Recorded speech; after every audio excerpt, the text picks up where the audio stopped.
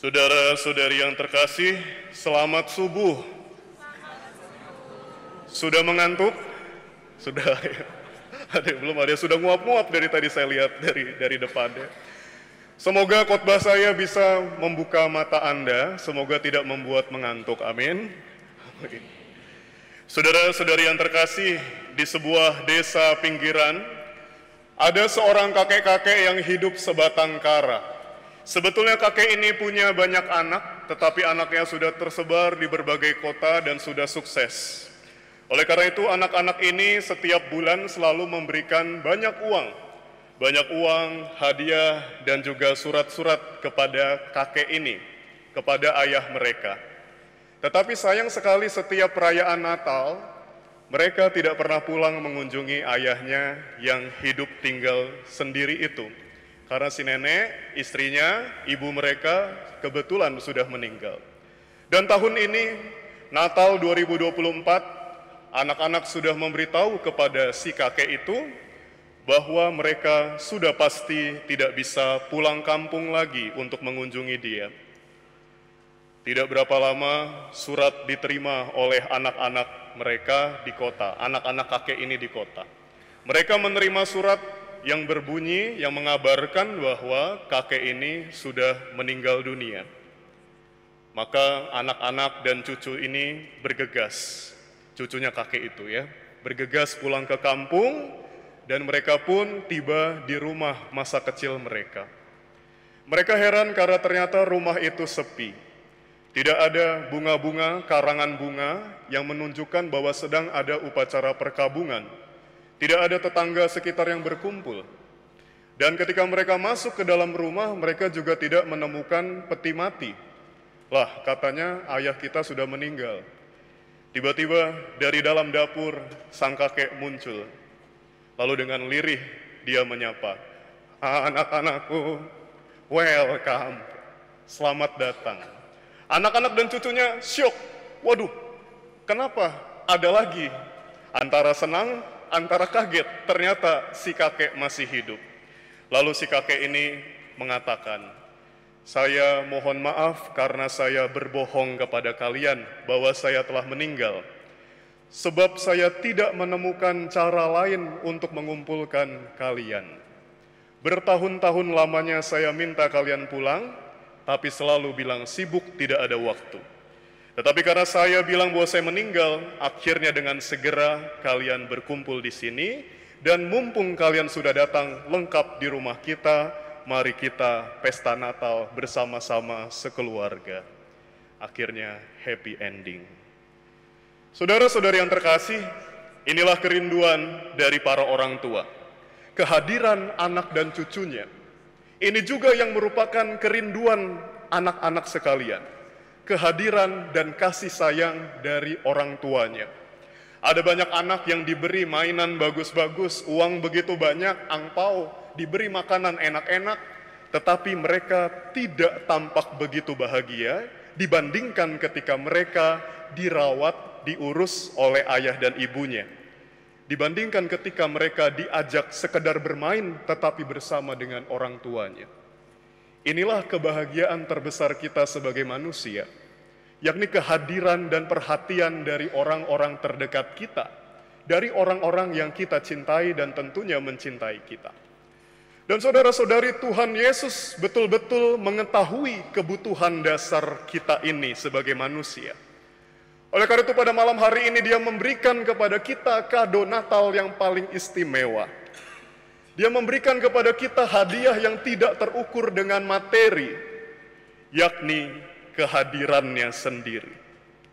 Karena Tuhan tahu dia harus datang memberikan hidupnya. Menghadirkan diri berarti juga memberikan dirinya seutuhnya, secara total kepada kita. Dan ini adalah persis yang paling kita butuhkan sebagai manusia. Dalam keilahiannya tentu saja Tuhan Yesus bisa melakukan apa saja dari surga, dari tahtanya. Tuhan Yesus tidak perlu repot-repot turun ke dunia dan menjadi manusia untuk kita. Bukankah dia Tuhan? Kalau Tuhan mau bersabda dari surga, "Sembuhlah kamu," maka kita yang sakit akan sembuh saat ini juga.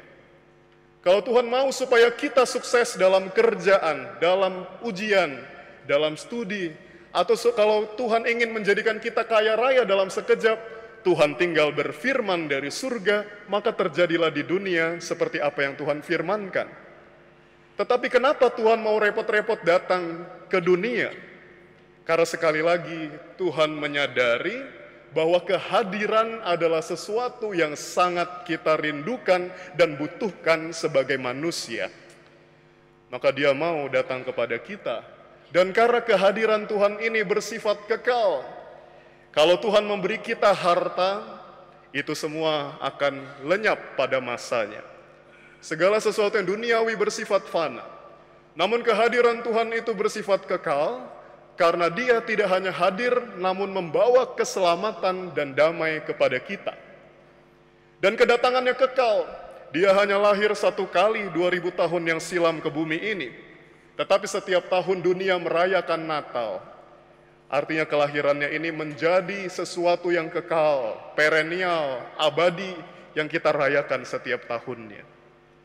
Saudara-saudari, Tuhan hadir karena cintanya yang begitu besar kepada kita manusia. Kalau Anda bertanya kepada orang-orang di Eropa dan Amerika, apa alasan Natal? Kenapa Natal bisa terjadi? Mereka akan menjawab, Christ is the reason of the season. Season itu adalah musim ya, musim atau sesi, karena Natal itu ditandai dengan musim baru di negara 4 musim sana. Musim baru setidaknya secara denotatif, secara konotatif, artinya membawa kehidupan baru. Jadi alasan adanya Natal adalah Yesus Kristus. Itu jawaban kalau kita tanya kepada orang Eropa dan Amerika. Jesus Christ is the reason of the season. Tuhan Yesus adalah alasan kenapa Natal kita rayakan pada malam hari ini.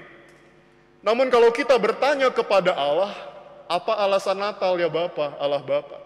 Maka Allah Bapa akan menjawab, you are the reason of the season. Bukan Yesus Kristus, tapi kamu. Kita adalah alasan kenapa malam ini Natal terjadi. Karena Allah mengasihi kita, maka Dia mau hadir di dalam dunia kita. Allah yang begitu luar biasa bersolidaritas mengambil kemanusiaan kita. Dia hidup di dunia di tengah-tengah kita. Dia makan makanan kita, bekerja keras untuk mendapatkan makanan sama seperti kita. Dan Dia menderita bersama-sama dan seperti kita. Bahkan Dia juga wafat seperti kita. Kehadiran Tuhan menginspirasi kita untuk juga dapat berbagi sesuatu kepada sesama kita. Kehadirannya begitu membawa berkat. Di dalam bacaan pertama Nabi Yesaya mengatakan bahwa bangsa yang berjalan dalam kegelapan akan melihat terang. Karena kelahiran Tuhan Yesus. Artinya Yesus Kristus membawa kepada kita terang atau cahaya. Sehingga kita tidak berjalan dalam kegelapan dan kemungkinan kita akan jatuh atau tersandung masuk ke lubang. Tapi karena Yesus itu membawa terang, maka kita menjadi selamat. Bisa berjalan dengan lurus tanpa hambatan. Yesaya di dalam bacaan pertama juga mengatakan bahwa bangsa-bangsa ini akan mengalami sukacita yang sangat besar dan karenanya akan bersorak-sorai. Jadi kehadiran Yesus itu tidak hanya sekedar hadir, tetapi membawa dampak yang sangat luar biasa. Rasul Paulus kepada Titus dalam bacaan kedua juga menegaskan bahwa dengan kelahiran Yesus, manusia dipulihkan dari dosa dan dikuduskan, dihindarkan dari segala yang jahat. Jadi inilah buah-buah dari kelahiran Yesus, dan kita sebagai pengikutnya yang telah diselamatkan atau ditebus olehnya juga dipanggil untuk mewartakan damai dan sukacita itu bagi sesama kita. Dan saudara-saudari, mungkin pesan ini sangat klasik, Anda sudah bosan mendengarnya. Mungkin Anda protes pada saat ini, Pastor, kami disuruh membawa damai dan sukacita Natal. Bagaimana mungkin saya mau membawakan sukacita, membagikan damai kepada saudara saya, sementara saya juga sedang susah? Bagaimana saya juga, apalagi mau berbagi material, hal-hal yang materi, berbagi uang dan barang, sementara saya juga sedang susah? Saudara-saudara terkasih, memang dunia kita saat ini sedang tidak baik-baik saja. Di tanah air kita Indonesia sendiri, ada banyak gerai supermarket, minimarket terkenal, supermarket juga ada, juga restoran-restoran ternama yang di berbagai pelosok tanah air ini menutup ratusan cabangnya. Keadaan ekonomi sedang tidak baik-baik saja. Hubungan antar manusia juga sedang tidak aman, banyak konflik terjadi, suhu politik kembali memanas, dan lain sebagainya. Di tengah situasi dunia dan bangsa kita yang demikian, bagaimana kita bisa bersuka cita di masa Natal ini? Dan pertanyaan yang lebih sulit dijawab adalah bagaimana kita bisa membagikan sukacita dan damai Natal ketika saya sendiri sedang susah. Saudara-saudari terkasih, palungan Natal itu mengajarkan kepada kita, dari kesederhanaan, dari kemiskinan dan ketidakberdayaan, Yesus dapat memberikan sukacita dan damai kepada seluruh dunia. Bukan hanya pada saat itu 2000 tahun lalu di Bethlehem, tapi sampai detik ini di seluruh dunia. Dari palungan yang sederhana dan terkesan kotor, kumuh, karena memang kandang hewan, dapat mengalir sukacita dan damai yang besar. Dan kita juga dipanggil dari kelemahan kita, dari kesusahan kita, dari kesedihan dan kekecewaan kita, untuk berbagi sukacita dan damai yang sama seperti Kristus. Oleh karena itu, mari kita mohon kepada Tuhan, supaya Tuhan juga sudi terlahir di dalam palungan hati kita masing-masing, supaya kita dapat memberikan berkat dan sukacita itu kepada sesama kita. Saudara-saudari, karena kondisi dunia ini sedang tidak baik-baik saja, mungkin banyak di antara kita yang takut dengan masa depan. Setidaknya itu juga yang sering saya dengarkan dalam pengakuan dosa. Romo, saya takut masa depan, saya takut gagal, saya takut tidak kawin-kawin, dan lain sebagainya. Saya katakan kepada yang tidak kawin-kawin, tenang, saya juga tidak kawin-kawin. Tenang, tidak ada masalah yang jauh lebih besar daripada kasih Allah. Amin, saudara-saudara. Amin. Walau sudah amin, khotbahnya belum selesai. Jadi, kasih Tuhan mengatasi segala permasalahan kita. Dan kata-kata malaikat di dalam Injil Lukas hari ini juga dialamatkan kepada kita yang sedang takut, yang sedang bergumul dengan banyak persoalan. Jangan takut, kata malaikat, kepada para gembala, juga kepada Anda yang sedang takut. Jangan takut karena juru selamat kita telah lahir. Maka mari kita mengarahkan pandangan kita dan hidup kita, seluruh orientasi kita kepada Tuhan, yang menyelamatkan kita, yang mengangkat kita dari berbagai permasalahan kita. Dan untuk mengalami keselamatan dan sukacita itu, mari kita hidupi spiritualitas Natal. Spiritualitas atau roh dari Natal adalah spirituality of presence, spiritualitas kehadiran. Jadi kembali lagi ke inti khotbah ini ya, kehadiran adalah sesuatu yang sangat penting, yang sangat kita dambakan.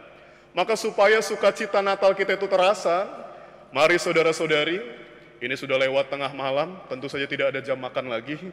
Besok kalau makan pagi, mari kita makan bersama-sama dengan keluarga kita tercinta. Mari kita habiskan masa liburan kita bersama keluarga. Suatu kesempatan yang sangat jarang, mari kita habiskan masa liburan kita ini dengan orang-orang yang kita cintai. Keluarga, sahabat, saudara-saudari. Mari kita berbagi cerita, berbagi cinta, berbagi suka duka, supaya kita sungguh-sungguh merayakan Natal ini dengan penuh damai dan sukacita. Akhirnya saudara-saudari, Christmas is not about receiving, but about loving. And it's always mean caring and giving others. Natal pada hakikatnya bukan tentang menerima sesuatu, tapi tentang mencintai. Dan cinta selalu berarti memberikan sesuatu dan juga mempedulikan atau memperhatikan seseorang. Semoga damai Natal sungguh-sungguh menyertai kita. Selamat Natal 2024. Tuhan memberkati. Amin. Saudara-saudari